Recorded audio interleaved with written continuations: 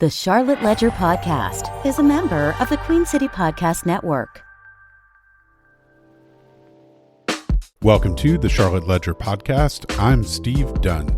To find out more about the Charlotte Ledger, visit thecharlotteledger.com. I am joined today by Doug Madar, board member and one of the founding fathers of Carolina Crown Drum and Bugle Corps. Welcome, Doug. Well, thank you. Thank you for having me. What is a drum and bugle corps? Well, drum and bugle corps is a glorified marching band, so to speak. And instead of clarinets and clarinets and saxophones, they have only bugles and the like, and drums, and then what they call a color guard, which is really a dance group. So it's a three-pronged thing, and they learn the same tunes, and by the end of the summer, they're playing it perfectly. Okay, so now what you describe as a glorified marching band, I have described to people in the past as like a professional level marching band. It's like marching band executed at a very high level. Correct. And it's an activity that takes place over the summer, right? And it's folks who are, is it high school and college age folks? It is. There's a limit, actually. You can only be up to a certain age to even be in it, right? Right, up to 21. Okay. And so what these folks do is they get together over the summer and they practice their marching and their playing. And you described it as a three-pronged thing. That's the horns, the drums, and the flags? Color guard, right. The color guard, right. And so it's more than just like a flag line? Right, it is. It's a flag line with rifles and swords. What do you mean? Right, rifle. They're twirling, right? Well, no, but they have rifles and they have sabers, they call them, yeah. Right, gotcha, okay. All right, and so it's, is it a lot of the folks who are participating in this activity, are they, I assume a lot of them are marching band players in their local schools, right? More than likely, and when we talk about the age group, it's an older group, so there's really more college kids now than high school kids, but in the old days when we first started, it was mostly local people and a lot of high school kids with no college kids, and we struggled our way to the top, so to speak. Well, I definitely want to ask you about Carolina Crown, but the activity itself is one where it's the participants come for some of these drum and bugle corps. They come from all over the country to participate in them, right? They do. We even have them come from overseas. We've had them from Japan, as I recall, and the Netherlands, as I recall. Yes, they come. We get the reputation, and then the people from foreign countries they want to come to the best, so they're picking Blue Devils, Santa Clara, and Crown. Oh, so you've just mentioned the Blue Devils, Santa Clara. They're based in California, right? Both, right. Where the Blue Devils are also in California, right. Yep, and Carolina Crown, right here in the Charlotte area. Actually, They're based in South Carolina still. Well, it's Fort Mills office, but it was really both Carolinas. Right. Well, it's this is a drum and bugle corps that you were instrumental in starting in this region. That it's one of the newer corps. Some of them have been around for several decades. That's correct, or more than that, since the 1920s. A lot of guys came home from the First World War and they had nothing to do, and they started up these drum and bugle corps, and it was like a system, and it was something to do, and to them it was. They had just gotten out of the military, so they kept all their military bearing. And what they do today is they come for the summer, right? And right. It's during breaks from college, pretty much. Well, like you mentioned, summer. It's really what they do is they have the first audition is actually in October of the year before. So then they have two auditions, October and November. Then starting December is hardcore. They've picked everybody, and they probably have 30% more than they need, and then they just fall by the wayside, those who know they can't make it. And but it really starts way back in October. So you have your auditions and some of your early rehearsals back in the fall and the winter, and then what happens in the spring and the summer? Well, nothing. They continue on this thing where they meet once a month. They usually do a week-long camp. Come in Friday about 2 o'clock, leave Sunday at 2 o'clock. And they do that until they come in for every days, which starts around May 1st. So they've already come in for every days. They've been here. They're in their third week already because their first show is this Saturday. Okay, so the folks who are doing it now are finishing up their rehearsals, and then they start performing at shows, and then it becomes sort of like a traveling circus, right? They travel from city to city and perform and rehearse and live kind of a vagabond lifestyle. That's it. But they're on the road, and they spend most of the day practicing, and then they take in their breaks, and then depending on if they have a show that day. If they have a show the day that night, what they're doing is a little bit different during the day. But getting ready to go to the show is a big deal. A little bit of an easier rehearsal, I would imagine. Easier rehearsal, but what they're trying to do is get their head into it. You know how that goes. They just have to get right and get into it. When you come to any drum corps, but you don't come to play, you come to do the job. Well, and these are performances, but it's also a competition. Correct. And the corps perform, and while they're performing for an audience of people who are aficionados of the activity, they're also being judged. What are the key aspects of judging? What's the competitive aspect of it? Well, that's a hard question to answer, and it shouldn't be. But it's really what they're doing is they're looking at how hard the music is and how well they play it together. And a lot of times, if you listen to some groups, they're not together at all.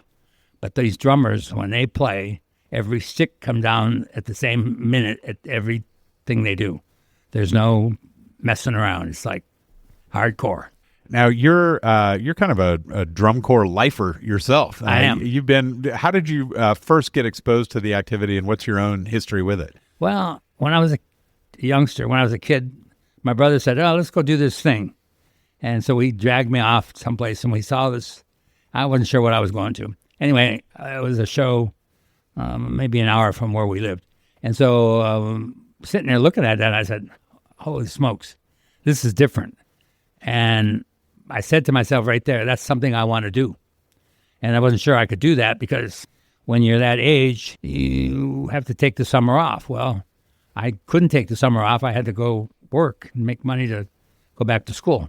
So I didn't march. But so when I got through all that, I decided that I was going to do other things to help raise money for drum corps and do this, that, and the other. So then all of a sudden, yeah.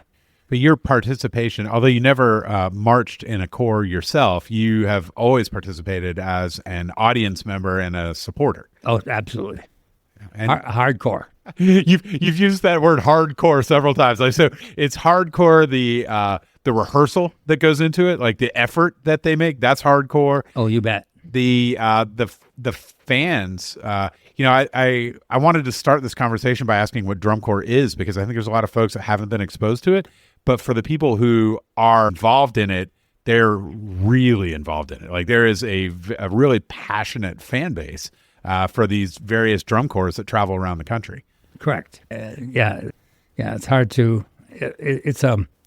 I've often, not to be derogatory, but I've often said it's like a cult, a subcult of people who, again, they're very totally into this drum corps thing.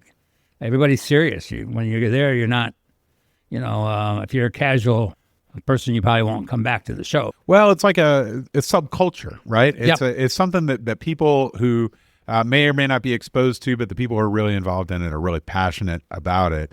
And it's hard work, right? I mean, these people, I think this is one of the things I really want to get across to this conversation is how high of a level of a performance that these people are putting on. Well, I don't even know how to explain that other than there's nothing like it. When I'm in the audience looking, if something catches my eye, that's a mistake. And that's how I judge it. So I don't like anything, particularly when I'm watching Crown, I see, oh, yikes.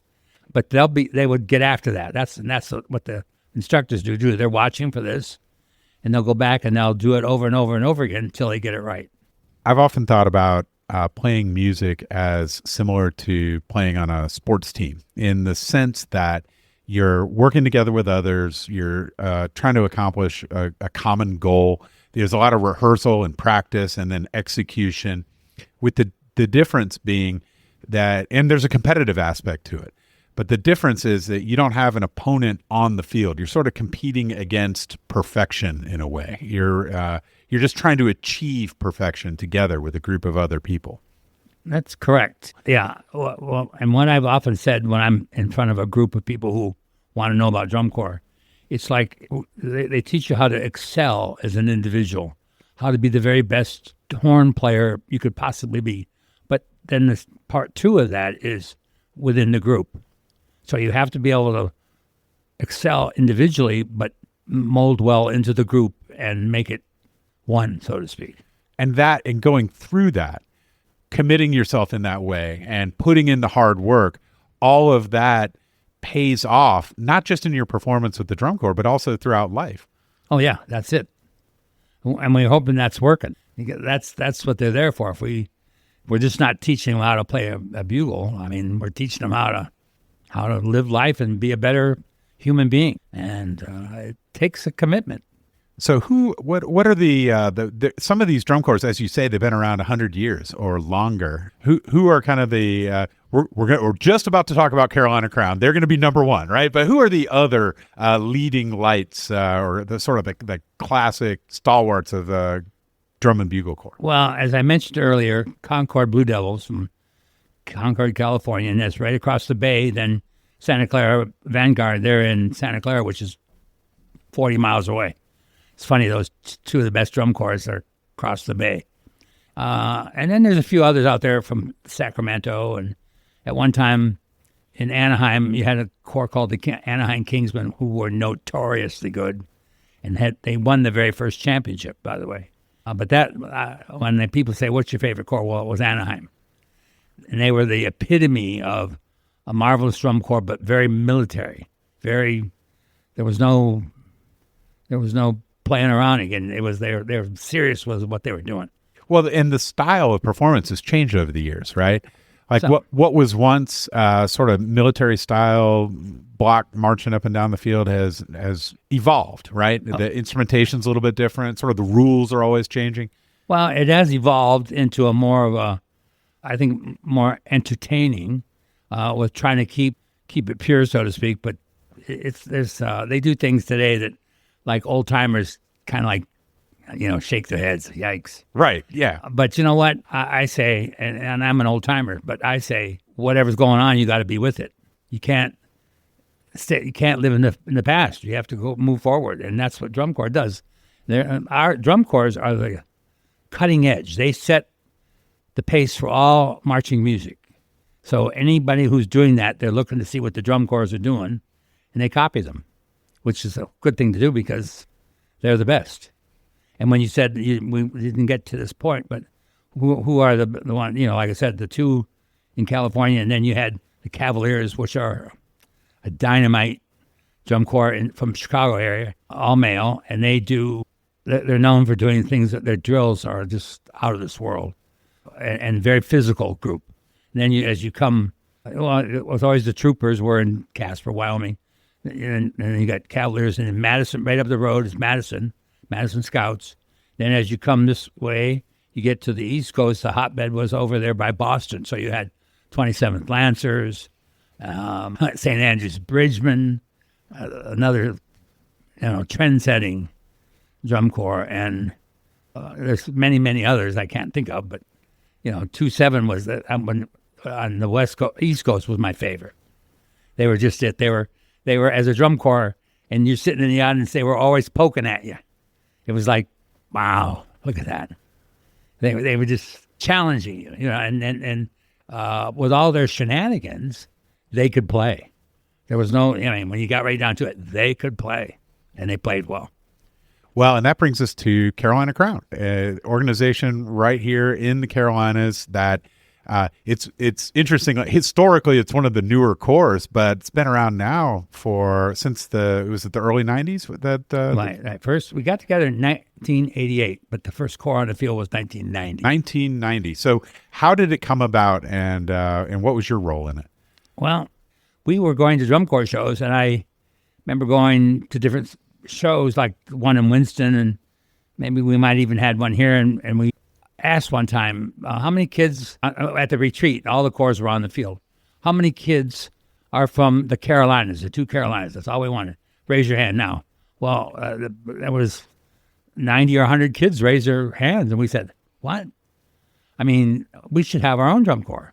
So there was so many that we thought that the interest was there. So we put the word out. And the first year was a tough year because we had 57 kids.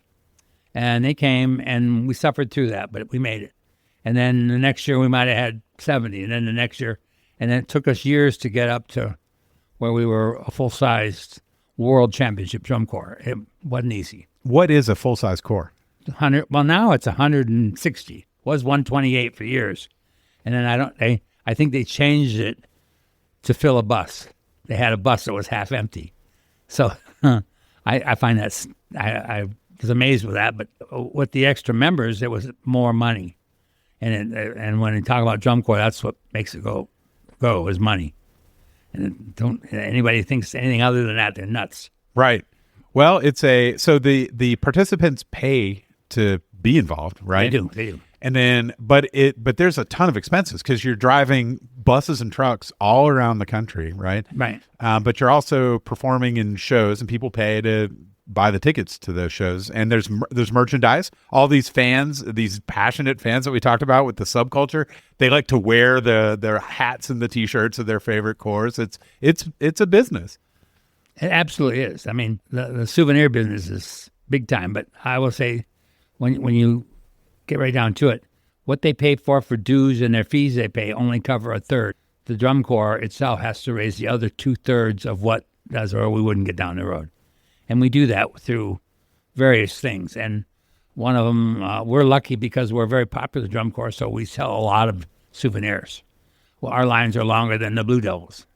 And just because we're very popular. And we have been from the beginning. That we try to do, what we're trying to do is be people-friendly and be an audience-oriented drum corps. Well, each corps has its own sort of personality, right? And sometimes the players will gravitate toward the one. If I'm a college-age student who's a hotshot horn player, I might want to go play at the one that I think fits my image in some way, right? Right. And so within that context, like what would you say is Crown's sort of image or vibe as compared to some of the others?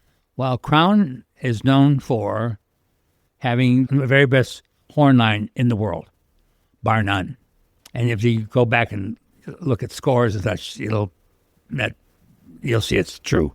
But we're very fortunate that we attract the best kids, and they can play when it gets down to it, and they play well. And it's amazing that we're up there. There was a time when we said, "Gee, that's where we're going." Well, all of a sudden we're there. And what you mean is being one of the best corps in the world. Right. You start in 1990 with 57, right? And it's pretty sparse around the field, right? You're just a ragtag bunch out there, kind of like the Bad News Bears, just trying to put on a show. Yeah, it was tough because it was 57 kids in all homemade uniforms. We made everything. The only thing we bought were horns, and we bought used horns from somebody, a drum corps that had went belly up. And I remember calling and getting this guy on the phone and wheeling and dealing and got these horns. And we were lucky because we got a good batch of horns that were okay. And then everything else we made. We made the jackets out of bus boy uniforms, and we made the sashes. We made everything. And that went on for 3 or 4 years. And then we finally broke down and raised enough money that we could buy uniforms. So how does a drum corps, an upstart drum corps in the Carolinas, go from a scrappy little bunch like that to being world champions? Well, you chase the best instructors you can find, and that we have as evidence of the scores that our horn line gets. And not to say there's the guard and the drum line, they do good too, but the horn, we're just known as we're a horn-oriented drum corps.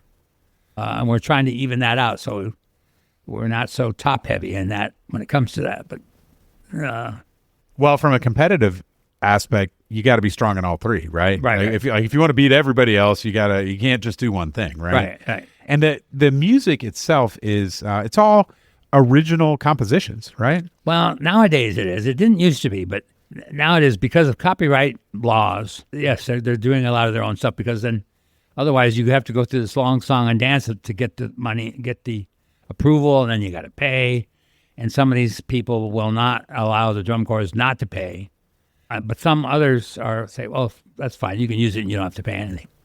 So it just depends. But you see a lot more original stuff only because it's easier. It makes life easier. And we have the capability. That's the other thing is we've got a great group of instructors and they can write all this stuff and they do it. Well, you've been instrumental in the development and operation of an annual competition called Night Beat.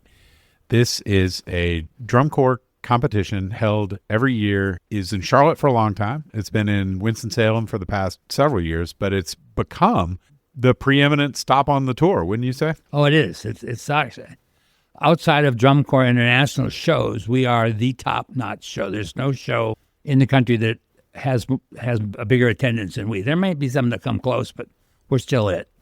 And when you put 11,000 people in a stadium to watch a drum corps show, that's pretty remarkable. How did it start? Night Beat? Yeah. Well, again, because the corps had already existed for several years before Night Beat came along, right? No. Night Beat was first. Okay. Night Beat was the impetus to get it going. Gotcha. We got together and we were, a bunch of us decided we were going to run a drum corps show. And it just evolved. And, Yeah, it started out, was it in the earliest days, was it at Memorial Stadium? It was at Memorial Stadium. I think, trying to think if we were any other place.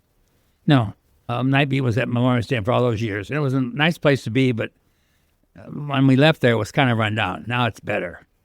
Well, it was old when it started. Memorial Stadium was old in 1990. So, yeah. But it was, it was convenient. It was accessible. It was right in Charlotte. And there were a lot of dedicated people who came, who came every year. But eventually you moved up in the world. And for the past, how many years now has it been at the Wake Forest football stadium?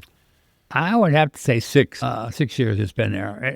That might even be more because sometimes you lose track of time, but at least 6. And it's a wonderful place, and they're very good to us. The only downside is that every year the price goes up. They're looking at us saying, well, look at all the people you put in here. And then they want money, and I have to go back and cry and beg and, say, we can't afford it, Well, and I've been after some people that live in Winston. I said, why don't you go visit the president of the university and get them to help? That's how it works. I mean, you end up doing a show and half of it go to expenses, you're blowing it. And that's fair and simple. Yeah. Well, the Crown is a nonprofit corporation, right? And so you're happy to accept donations. I imagine that's a big part of the revenue stream. It's just not as much as it should be. That's where one of the things that we fall short. We don't do it. We should do a better job there, and we're working on it. We just recently got what I call a name sponsor for Night Beat, and that was a big chunk of cash, and that's what we were looking for to do this. And we want to walk away from Night Beat with a little chunk of change in our pocket, and that if we didn't have that, we wouldn't be here. If we didn't have Night Beat, there'd be no Carolina Crown. That's all there is to it. So Night Beat occurs. It's every year. It's a well-known, well-regarded, kind of an institution on the drum corps tour. At the very end of the season, there's the World Championship, right? And this has it been for several years at least. It's in Indianapolis, right? Yes, at least 10. At least 10 years. And they do it in the Lucas Oil Field House. They do. And that's where the Colts play. And people come from all over the world for this thing, right? Right, they do. It's an absolutely marvelous event, and we're lucky we're there, and because Indianapolis is built for crowds. That's the whole city revolves around handling big crowds. They're what the convention-oriented city. So when we come, we're like a little pea in the pod, but it's good because you don't have to worry about anything because it's all there. Well, you came to Charlotte to take a job with Belk, and here you are. It's years later. When did you move to Charlotte? 1978. You've been here since 1978, so you weren't born and raised here, but you've lived here a good long time. What have you noticed about Charlotte? Why are you still here? I actually like Charlotte a lot. It's a marvelous place to live. It's growing, but it hasn't grown, so it's out of control. But it's growing faster than I like, let's put it that way. But if you don't grow, what are you going to do? So you go backwards, so we don't want that either. But Charlotte is a marvelous, forward-thinking city, always has been. I think they're on the cutting edge of lots of things. And they, when we were doing Night Beat, they were very open-minded about helping us out. And I don't know if you remember Sue Myrick. I do. A longtime mayor of Charlotte. Yeah. She was a very big helper. She helped a lot. And then the people who worked, she got the word down to the people who worked at the stadium, and so they helped. And so we were very fortunate as we came along that there was plenty of people who were looking out after us, and you don't think they are, but they were. So it's a pretty remarkable thing. What does the future hold for drum and bugle corps and activity, and for Carolina Crown in particular? Well, some people think it's a dying activity, but I say they're all wet. It's not a dying activity. There's always going to be drum corps. There's always going to be marching bands. And a lot of people, when they graduate from marching band, they usually go towards a drum corps somewhere. And now they used to have 2 divisions. They had under 21 and over 21, though, and they still have the division, but they moved it all together under DCI's umbrella.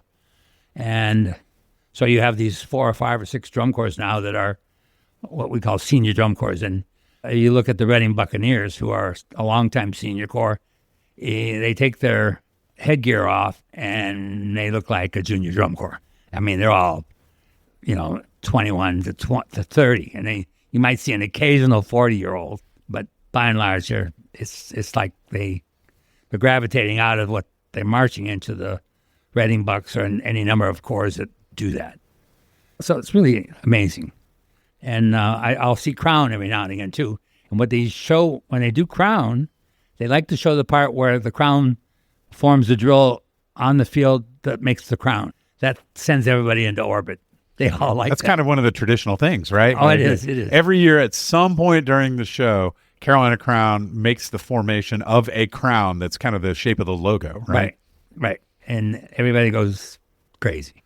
Well, Carolina Crown is off and running as we record this. We're near the beginning of the season. What are you hearing about this year, and how do you feel about their prospects? Well, I hear good things. I just talked to somebody who heard them over the weekend, said they're powerful. And so he said the horn line was powerful. And I don't ever want to, it's always nice to win, but I don't want to say anything in that ilk because I think it's a jinx. If it happens, it happens. If it doesn't, it doesn't make any difference as long as they've entertained the crowd, which they do. Well, I think that's a great place to leave it. Doug Madar, thanks so much for being with me today on the Charlotte Ledger Podcast. Thank you for having me. That's it for today. Thanks for listening. This episode was produced by Lindsey Banks. You can find out more about the Charlotte Ledger by visiting thecharlotteledger.com. QueenCityPodcastNetwork.com.